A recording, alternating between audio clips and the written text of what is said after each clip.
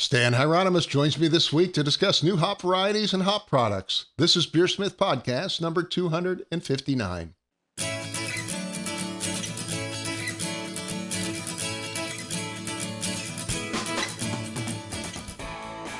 This is BeerSmith Podcast number 259, and it's mid-June 2022.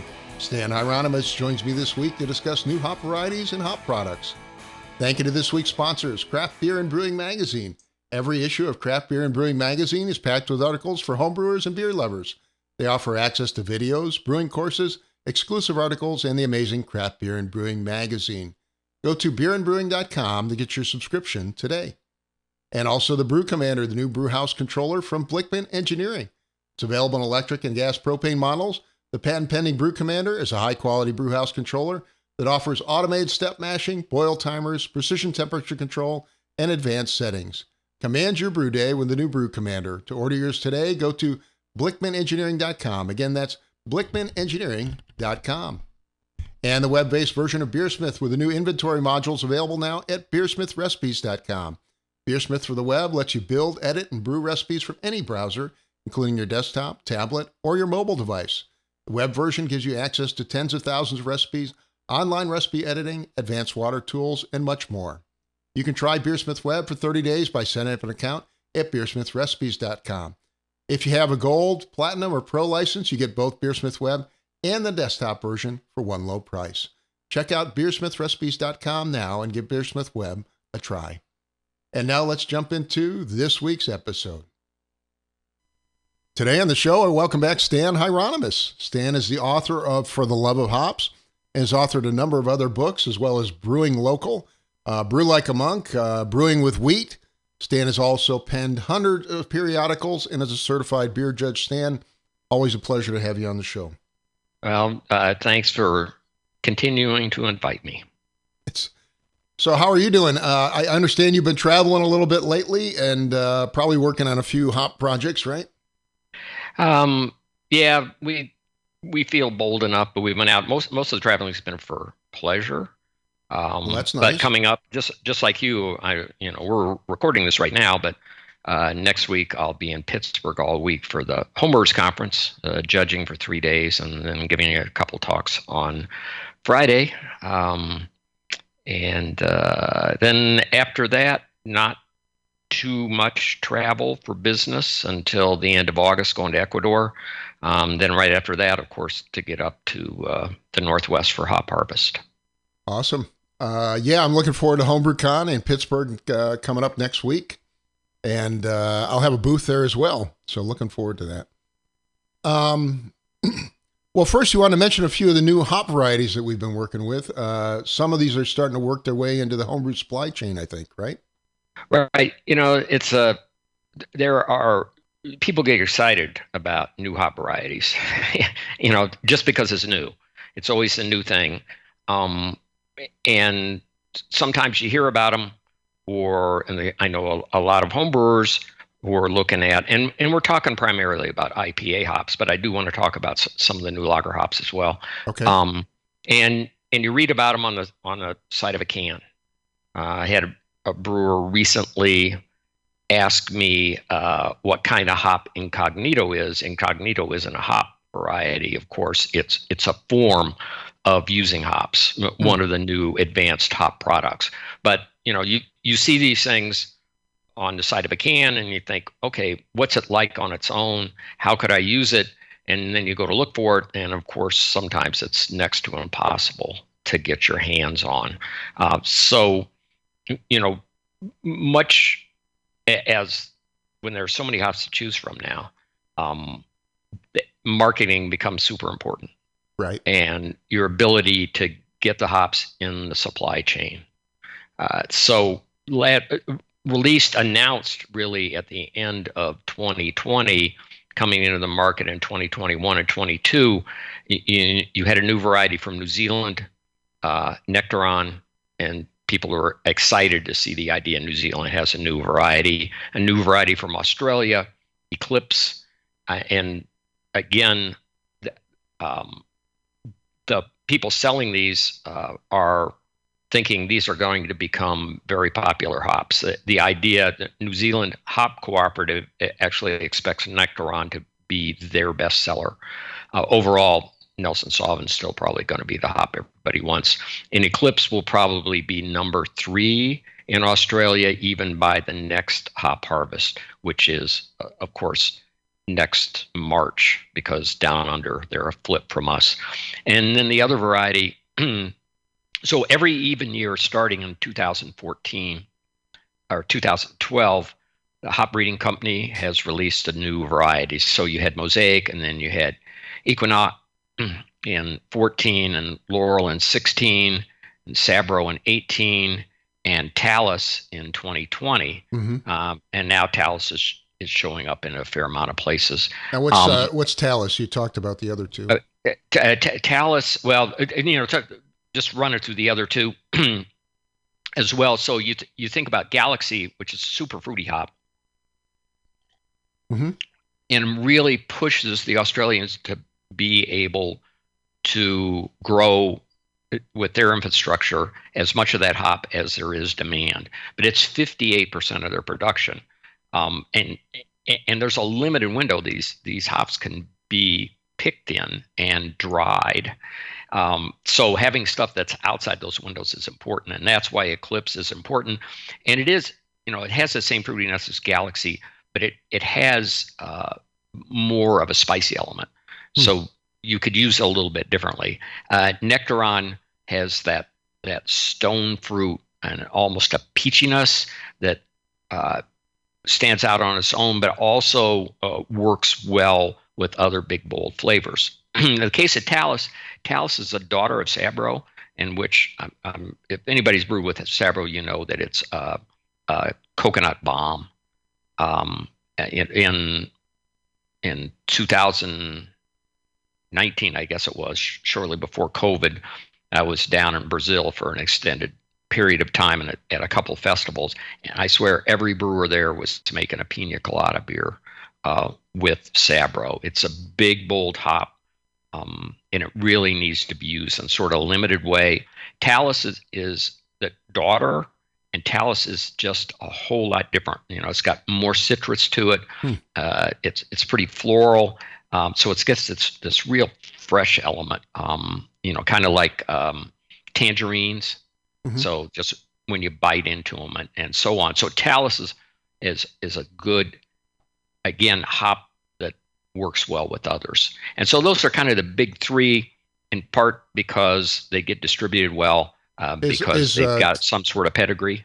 So is Talus coming out of Australia, New Zealand as well? No, Talus is from the Hop Breeding Company, daughter of Sabro. And like I said, the 2020 release, and coming up, they'll be releasing a hop soon. Naming the hop soon. And the thinking is everybody in the industry is pretty sure it's going to be HBC 586, which is more tropical, juicy, a lot of mango, guava, lychee. And it's been around a few years, and it's proven itself. And that's a likely candidate, although HBC has some other hops that brewers are excited about. One's called 630. That's been around for a few years, and that's got more of a candy raspberry aspect, or some people talk it as cherry candy-like. It again is really complementary. Talking to Jason Peralt at the Hop Breeding Company and also Yakima Chief Ranches, the breeder there, as he points out, it's a lovely hop. He's very fond of it, but they have other fruity hops, other hops that might work in that space. So it could just be there, always have a number, but they might continue to grow like 30 acres of it. Well, let's go back to the original 3. So Talus, Nectaron, and Eclipse. Are those something you might be able to get at the homebrew level? I know we've talked about this before, but homebrewers are kind of at the end of the supply chain, right? Well, it's not totally at the end of the supply chain. It's important. I know that homebrewers feel like that they're getting the leftover hops, and that's not necessarily true. And later, when we talk about some of Cryo hops and Lupimax, the concentrated hops, you realize that they can't produce it. You know, those are not being produced. They're not saying, "Oh, these are not as good a hops, and we're going to make pellets out of those." They're making those products out of the best that they have to offer. Now, of course, large breweries do go to Yakima and they select the hop varieties or the particular lots of varieties that they contracted for. So, for instance, Bell's is buying a lot of Centennial.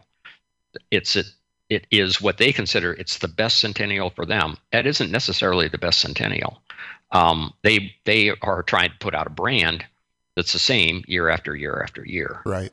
So the idea that's what is best, that's just the point. But when the hops are in short supply, when they're contracted, then those are not going to make it into the homebrew chain. Right. And so Talus is much easier to get because it's Yakima cheap hops, and they sell lots of hops to homebrewers. And so they're producing those, and they also tend to make sure that they've got enough acreage in the ground before they release a new variety. So Talus will be easier to get. Another one becoming easier to get for homebrewers is Strata, which has been around a little while. It's out of Oregon, and that's indie hops, financed breeding. So it's the first hop to come out of their breeding program specifically for Oregon hop farmers. And it's got, they spend a lot of time picking a hop. The idea is Oregon farmers want something specific to their region, but it has the characteristics that that are in demand right now. That means it has a lot of passion fruit, and it also has a certain dank quality to it. And again, it's another hop, as brewers have learned to use it, that they recognize that it works really well with other hops. So you can put it with something like Mosaic, you still get the Mosaic quality, and it adds more depth to the blend of hops that you have. Now, I've had a number of growers come out of the Midwest talking about some of the hops they're offering. What are your thoughts on some of the Midwest hops, the newer ones? Well, so the new varieties out of the Midwest, like Bergamot, I just haven't had enough beers with those, and they don't have as much of a track record. But farmers in the Midwest, in New York and Michigan, those are the two biggest, and Wisconsin, they are growing the old school public hops, and some of them are. Chinook is the perfect example. Chinook out of Michigan or New York is very different than Chinook out of Washington State. It's where you get pine out of the Northwest, you get pineapple out of the Midwest. So those are for people who want to use. If you're a Michigan brewer and you want to use local hops, that's an excellent local hop. And there are a few varieties that people are pretty happy with, but there's a lot of excitement now in Michigan, in New York, every place else in the U.S. for the latest release from the public hop breeding program, and that's a hop called Vista. And it has those dynamic aromas and flavors that it's not Citra, but it has those sort of compounds, right? And it has been, vetted nicely, so it grows well in New York and it grows well in Michigan. And because it's a public variety, that means farmers can get their hands on it. You can't grow Citra. No licensing New York or fee, Washington because of the license. It's a fee, but they also want you can't get it at all, whether you were willing to pay the fee or not. You're not going to, because concerns about quality control. And it will be easier for farmers to get. It's more disease resistant.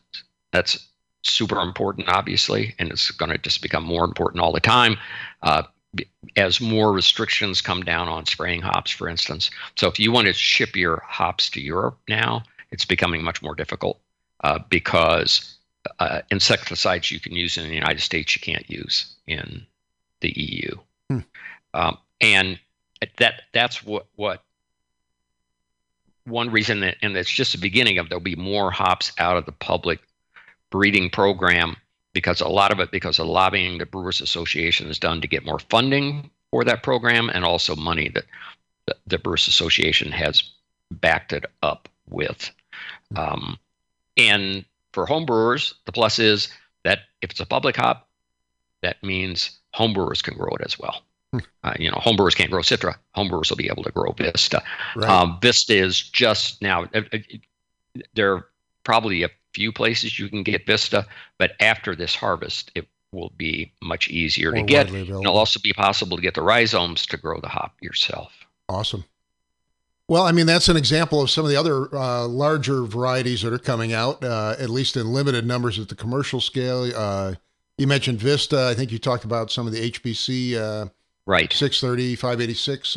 Can you talk a little bit more about some of the other ones that we have to look forward to? One more HBC. It's called 1019, and it's not as close. It's only been the breeding since like 5-6 years ago. But it's just being put in the hands of more farmers in the Northwest to see how it grows for them. I had I had a beer with it last hop harvest, and it was striking. So it'll be interesting. There will be more of it available for brewers to begin to experiment with this year. The logic would say that it's probably not going to be released before 2026, but maybe it could leap forward to say 2024. And anyway, it's got this what can really be described as something like a sweet tropical aroma and flavor. It's pretty intense, so you're going to have to figure out how to use it. And I've also seen it, and this I did not find this in the sample that I tasted, but it's got kind of a rummy flavor. So it's got some unique qualities to it, and that could be one that comes out earlier. And I think, a year from now, when you're looking at that can, because more brewers are you can look at cans right now and you'll see this was made with HBC 586. You're going to see more beers made with HBC 1019. What you're probably not going to see is beers made with HS 17701. That's from Hopsteiner, but it's certainly a hop to be looking for in a few years, maybe. And what makes that interesting, and if we're talking about the future of hops, what might change in things is that it has 60% quote other oils, and that is the compounds within the essential oil are ones that we don't usually track, and that the big 8, which from when you see a catalog for hops, that includes myrcene,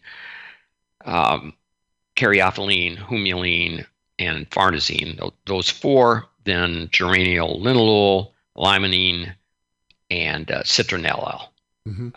So when you get something with 62% other, in this case, it certainly comes across. It's got some juicy fruit aspect and pineapple aroma and flavor to it, that it's just going to be different than the other ones, and that's what we're looking for, is diversity. And additionally, the Hopsteiner program also means that it's going to be a super high yielding hop. And you think about it, plants have to be watered basically the same amount. If that plant yields 3,000 pounds versus one that yields 1,600 pounds, that's much better environmentally. So that's the sort of thing that's another plus to that hop. At a more extreme level, and this isn't real important to home brewers, is Steiner released a hop called Helios, and Helios is a super high yielder. So it's between 3,400 and 4,000 pounds per Wow. acre. And the alpha is up over 20. And that's its strength, is for people who want alpha. You lose track of the fact that alpha is obviously important to hop farmers because it allows them to diversify what they're growing. And that brewers all around the world just buy it as alpha. They don't care about the aroma. It's going to be turned into CO2 extract. They're going to use it in a beer that you can't even taste the hops. It's going to be a 10 IBU beer, but that doesn't matter. There's a lot of alpha out there. When the alpha is more efficient, that again is better for the environment. Obviously, yeah. If you get more in an acre, right? Mm-hmm.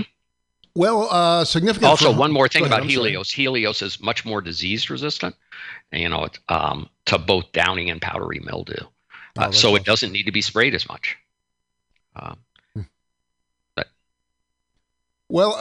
Perhaps more significant for homebrewers are the Leupolin powders and pellets coming out, such as Cryo hops.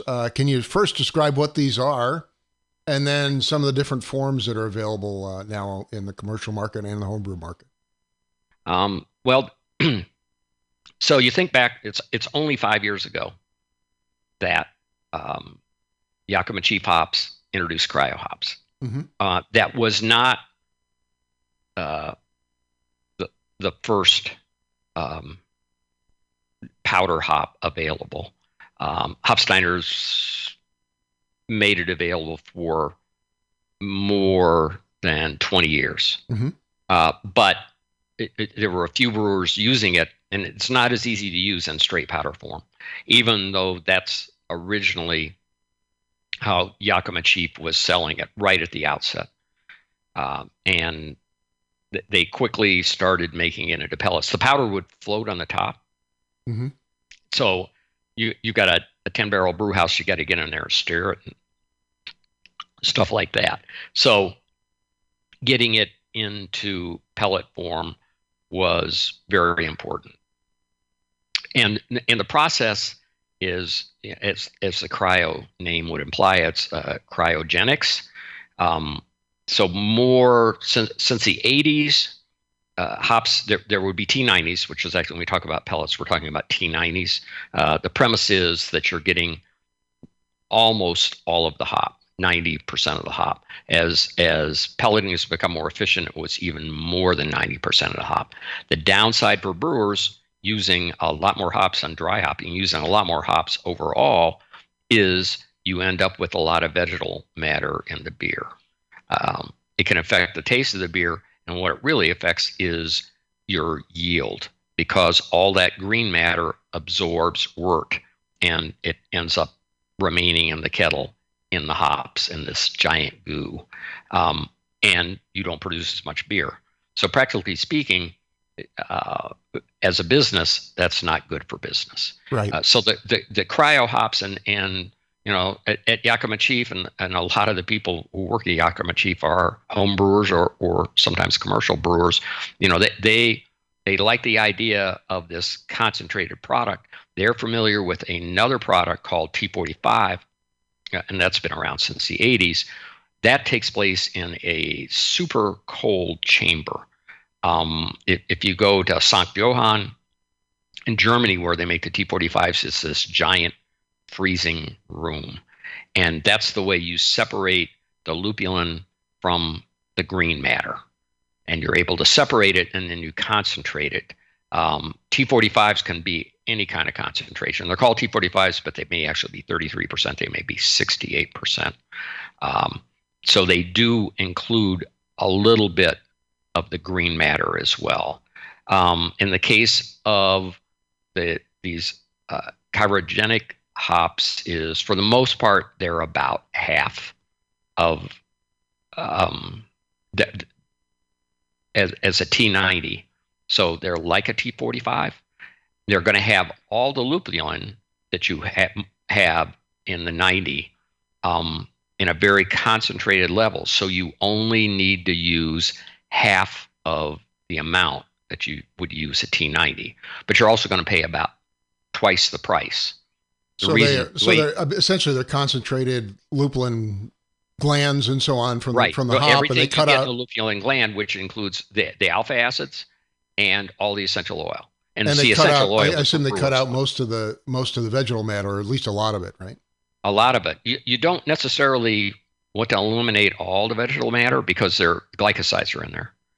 So there are flavor elements for a beer to taste like a beer. You need those things. An example would be what Miller uses only hop extract, things extracted from hop. That's why Miller has all these patents to add glycosides back into beer, because what they discovered is that, their beer didn't taste like beer anymore. It lacked that kind of crisp snappiness that you get. Mm-hmm. People are always surprised that sometimes, just for fun, get a Miller Lite, get a Bud Light, try the two together, and you'll suddenly say, hey, this Miller Lite has more hops in it. You'll actually notice the hops in the snap. And part of that is because they've gone and added the glycosides back in. But that's kind of an aside. So in these concentrated lupulin products, the Yakima Chief was the first one with pellets, but they've since, what happened is that Hofsteiner had the powder. They recognized that there was interest in lupulin pellets, so now they sell lupulin pellets. Haas has come up with a different product they call Lupimax. So if you're, and again, home brewers don't get to do this, but commercial breweries do, they go select the hops they want. If they are buying enough Cryo, they can select the Cryo they want, which is probably the same. Let's say that you're buying Mosaic, and that you're a large brewery and you're buying thousands of pounds of Mosaic. You're going to try out a bunch of different lots and say, this is a good one. And you could have some of it in pellet form and some of it in Cryo form. But in the case of Haas, what they're doing is every lot, which is more than 1,000 lots during harvest, goes through their sensory panel first. So those are approved lots, and they are also, when they're doing that, they are the panel is already noting particular lots they think will work well in Lupimax, because they want Lupimax to be, if you buy Lupimax Citra this year and then you buy it next year, it will be essentially the same. Not 100% the same, but you don't have to be redoing your recipe if you've got a brand and you're using those hops. You want that brand to be the same in 2023 and 2024 and so on. So they are making a product that reflects a little bit of harvest, but not nearly as much as you would get otherwise. So more consistent, yeah. Right. So talking now is interesting about that process. And one thing, though, they will, every lot that they've noted is good for Lupimax, they still allow people to make selection on it. So that could be selected away from them. We'll say Stan's Brewery comes in and says, I really like this lot, I can get this lot. And that's sort of the flip of the concern of, say, homebrewers, that they are getting a lesser hop. They want to make sure that brewers don't think they're saving the best stuff for Lupimax. So in the course of that discussion, that's when I talked to Phil Chow, who's whatever his title is, but it's an innovations thing. Like he says that the idea that lesser hops end up in any pellet form at Haas, because they are going to reject hops that their panel doesn't like, is just silly. And in fact, if homebrewers are buying pellets or Lupimax, they can be sure that they're not getting the end of the chain. I see. Yeah. So the latest of the Cryo products is now from Crosby. They just announced theirs in May. And that means that for the first time, Strata, for instance, is available in the concentrated form.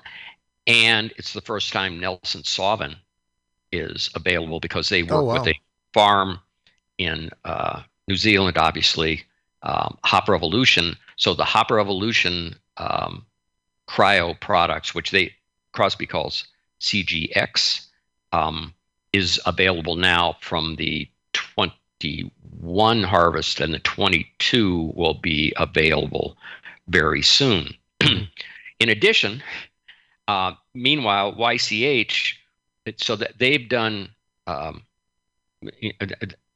as well as building a larger cryo plant, their research into something they call survivables. I don't know if we talked about survivables. We did actually. We have did talked about survivables. Although for some reason, I think YCH pulled their survivable handbook off, which was kind of frustrating. But pulled it off their website. But okay. Well, I think they're still handing it out at panels, and I think they're doing a presentation at HomebrewCon. And they definitely gave that same presentation at CBC. Well, what they are expanding their cryo line in a variety of ways. So from survivables came what they call cryopop, which is they're using the science in behind that, which is trying to they're looking at survivables to create what they call cryopop, which is a special blend. So you're not getting cryo mosaic or cryo cascade, you're getting this blend, and they are starting to put out more blends as well. And I think it's like trial 602 and 603. These probably are not going to end up in the homebrew chain. I wouldn't guess. They just put them in a few brewers' hands. They get the feedback, and they're going, okay, we learned from this, and they're going to build more blends out of that. In addition, I think you can get cryopop at the homebrew level, can't you? Cryopop definitely. Yeah. So you might have the next product like cryopop, which will go to brewers and then the homebrew chain as well. Could we step back for a minute and just explain to homebrewers how to best put some of these Leupolin products to work in their homebrew? Well, they're first of all, they are going to get you more yield because you're not going to use as much mass. Yeah, I think you mentioned like a 2-for-1 kind of deal. Yeah, and there's really no reason to use them before your whirlpool. But in the case of when you're thinking about survivables, obviously you want to have an interaction between yeast and the compounds in the hops. So, I mean, you do want to be dry hopping with them as well, not just using the whirlpool. So use them at the end of the whirlpool. So otherwise, those compounds, you boil, and it doesn't make any difference. If essential oil in 10 minutes of boiling will eliminate half the essential oil. Right. So heat is not your friend. No. So that's you're going to use those at the beginning of fermentation if you want it at the middle of fermentation, or if you use it at the end. Depends how much yeast you have present. At a homebrew level, you've still got a fair amount of yeast, but you want to get the biotransformation that's going to take place. So using them late is the idea, and I would say you don't want to use only those. Like I said, you still want some of the vegetable matter that are in the hops. So maybe use a little bit of cryo hops along with your regular hops. Right. Think about different blends, what you have available and things like that. So the plus to cryo is you're looking for more pop from the homebrew level. You're not really efficiency. I never worry too much about efficiency. But it is you can get a more vibrant beer. You're also, the vegetable matter is why you're getting hop creep. Right. So cutting back on that solves some of your problems with hop creep as well. Excellent. So that's how to use your cryo hops, right? Yes. Yeah. So one more. These are sort of fun things ahead. at a commercial level. So last year, YCH started selling fresh frozen hops, and basically because the Wyckoff farm where they get those also grows a lot of fruit. So they're using that same process where you take fruit and freeze it immediately. So you're getting hops that basically you can get fresh hops, they're frozen. A bit of a problem to transport. They have to be transported super cold. They have to be used immediately. So now one of their trials is fresh frozen pellets. It's called Trial 301 trial or Trial 301. Again, that's mostly for commercial breweries because you're going to have it overnighted. You got to use it super fast or be able to keep it super cold. But it's kind of a neat addition. And then their latest trial is to do a blend that they think is pretty good. So it's got some citron mosaic and things like that. And they are co-pelling it with Phantasm, which is the powder made from Sauvignon grapes in New Zealand. Wow. And when I say Sauvignon Blanc, I have a neighbor who teaches French, points out to me that in France it's Sauvignon Blanc. And I would say there's people should recognize the difference. If you have Sauvignon Blanc from Austria, it's a lot different than from New Zealand. New Zealand is really, in the case of Phantasm, they're trying to tie into that giant, bold cattiness that you get in the New Zealand varieties. And what those grape skins have are quite a bit of bound thiols. And of course, everybody's excited about thiols. We've talked about. And I actually, that was the next topic on my list, was to discuss thiols. So maybe it's a good transition into that. But I mean, winemakers have known about thiols for quite a long time now, right? Right. And their early research is what the understanding of thiols in hops has come from, where you look at 4-MMP, which Citra has a lot of 4-MMP, or 3MH, which Nelson Sauvin has a lot of 3MH. So that, the 4-MMP is the one that's more likely to gives you a lot of cattiness and boxwood. Those are thiols or no? Yeah. Those are thiols, right? Those are thiols. Yeah, I thought so. 4-MMP, 3MH, and 3MHA. And 3MHA is the one that's going to give you more guava and passion fruit. But the trick is most of the thiols in hops are bound, and trying to free them is the difficult part. And the thiols in the grape skins are also bound. There are no free thiols in the grape skins. So what the winemakers have done is a combination of their yeast, quite often are GMO yeast, but they also have different processes in the winemaking in order to free those thiols. That doesn't necessarily work in beer. So that's why you've got new yeast strains out there. So let's again first of all explain why thiols are so important to modern IPAs. But second of all, I very much like to talk about some of the new yeasts coming out. Right. So what you don't.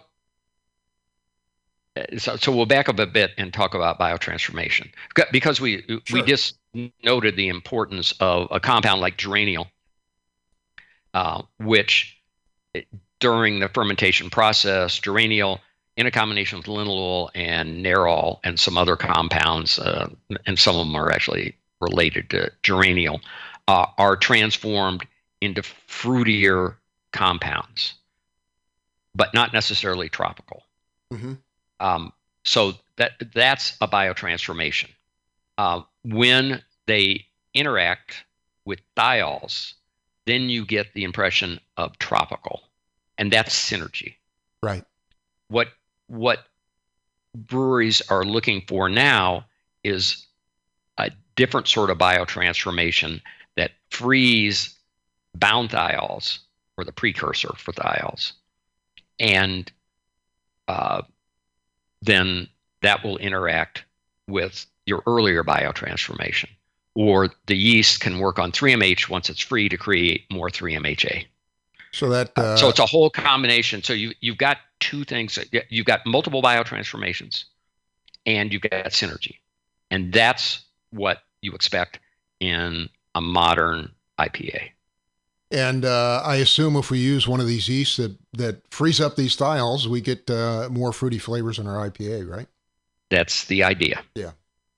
So talk for a minute about some of these new examples of thiol-focused yeasts that are coming out. Well, so there are to do these, and certainly the search is on to find ones that are better at freeing just standard yeast, so to speak. But what people have done in the process is, oops, somehow I've screwed up my screen, but that's okay. That's okay. So there are two of them. Berkeley yeast has been a little more aggressive in their willingness to use genetically modified yeast, okay, which some brewers are not going to want to do, home brewers or otherwise. And additionally, you're not going to be able to sell your beer in Europe. So Berkeley's is called Tropics. And if you use Tropics with, say, a variety that has a fair amount of bound 3H, 3MH, then you are definitely getting more of that rhubarb and citrus, and you'll notice that.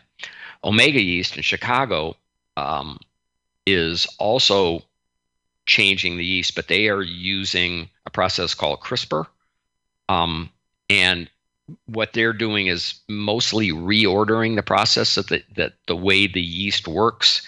So what you want is an enzyme called beta lyase, and what happens is that's encoded by a gene which is called IRC7, and they're changing where they're taking the IRC7 from another yeast, but not another beer yeast. So that's an important part, and they're inserting it in a different place to change the order that the process happens. It's so it's technically strange. Technically that GMO or not? Well, CRISPR won a Nobel Prize. And if I was making beer and was selling it to people who were going to be concerned about GMO, the first thing I would tell them is CRISPR won a Nobel Prize, and you can sell your beer in the U.S. Europe is hesitant about CRISPR, and in fact, Omega will not sell their yeast outside of the United States. That's my easiest answer to say is they're using a process that won a Nobel Prize. So concerns about your health are probably limited. So the first product they did out of that is called Cosmic Punch, and that's basically their London 3 or London 4, whatever, a yeast that lots of people use for New England IPAs, and made that so it's bigger and fruitier. They've also done it, and I'm not sure whether it's available now or not, with the lager yeast, and most recently one called Omega Star Party, which is taking Chico yeast and making it so it can free these compounds as well. So that, that's a reordering, and that's the way you're making those things work. Very cool. Very cool. So those are currently the options, right? The 2 Omega yeast strains and the Berkeley Tropics, I guess? Yeah, I think Leupolin might be working on something related, but in their case, they've got one enzyme already called aromazyme, I think it's called. And, that's what you're looking for. It's actually an enzyme that frees the beta lyase. So that enzyme isn't perfect at it, but when you can add an enzyme to do it, then that would be another option. And I know Leupolin's working on something else as well. Very cool. Go ahead. One more thing, just not to interrupt, but it's also important to realize that the hop breeding focus now to move hops forward, that they are examining the thiols. So you do a cross and come out with hops, and it's in those first years in the field. They're checking the thiols at that level. I'm sure So they are. the idea is to get the hops who do it on their own. Okay. Well, I thought I'd just finish with one big question. Can you give us all-around tips for making fruity IPAs or New England-style IPAs? Well, look for varieties that are high in monoterpenes, particularly geraniol. And you're seeing that listed more all the time. So you're talking about geraniol, linalool, right? Are the major ones? Well, and linalool's easier to. You find that in European hops as well as hops of American heritage, but geraniol is a gigantic part of it. And then you're looking. And I think you mentioned in the past that thiols are primarily exist in the U.S. hops, right? Correct. And the New Zealand, I should say New Zealand. And Australia, because they're heritage. The hops they bred with, they can lean on. Citra, which of course was a hop that the Japanese looked at and said, hey, there are these things going on here. And that's when you began your examination of the importance of the monoterpenes and the thiols. And Citra is only 1/8 American heritage. So it doesn't take a lot. And there's why one trait gets passed along and another doesn't. We've talked about it before, but the thiols are just a tiny, tiny, tiny portion of the overall oils. You can perceive the thiol in the amount that's a pinhead in an Olympic-sized swimming pool. Wow. Yeah. But those are the two, and then preserving it in the beer. So that's why you're starting basically at fermentation, or maybe the whirlpool, to add your hops, because you don't want to lose them early. You're going to lose some during fermentation because the CO2 is going to blow them off. And that goes back to that whole episode we did on survivability, right? Correct. Yeah. Excellent. Well, thanks again for coming on, Stan. Maybe give us your closing thoughts on new hop products. Well, next time we're going to have to talk about lager hops.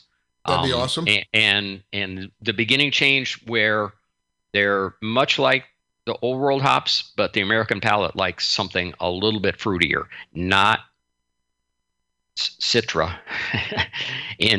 Although I've had plenty of Citra Pilsners, but something a little bit fruitier edge. So that's again something that breeders are going to begin to supply, and making those interact. And I think the other thing is we'll have to go back and talk about yeast as well. So you've got the right yeast interacting with those.